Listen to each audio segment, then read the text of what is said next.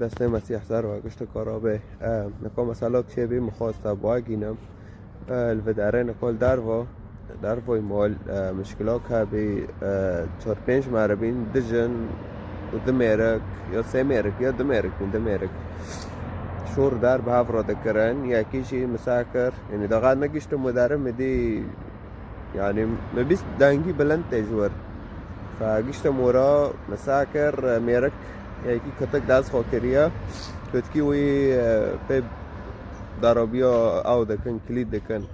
داز خوكريا كي بي لجنك اخي السار ما يعني ام كمؤمن مسيحي لسار ما ام شبكن مسيح مارا دبي انه وينبون مكن دبي صلوا من اجلهم يعني امه بن ربي يسوع كان هوا يقل دقي ساري جنديو فدوغي تشتكي وانا شيطاني دبي فقرا كان بن ربي يسوع كان انه انه تقى ارواح الشيطاني در هانا لدور ومارنو الوجي ازله از بنوفي يسوع وارواحنا الشيطاني دور خم فبمجرد منقل كده ديو سيو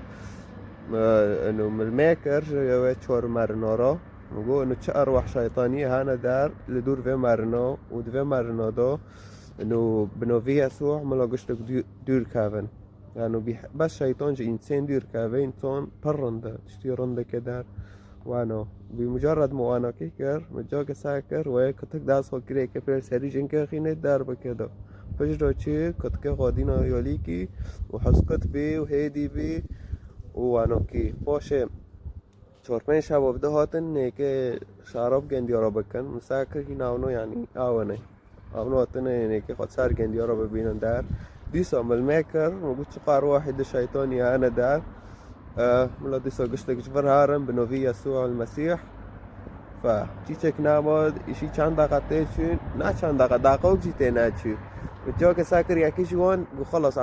هيش هاولت جنك جيب افتلا يعني رغم حر شهراتنا هيك خوجومي ويكن مشكلات شبي من نزوني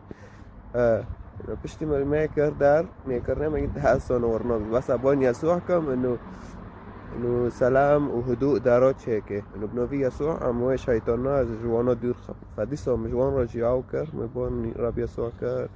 معقول انه ننتهر كل روح شرير في اسمك القدوس يسوع يعني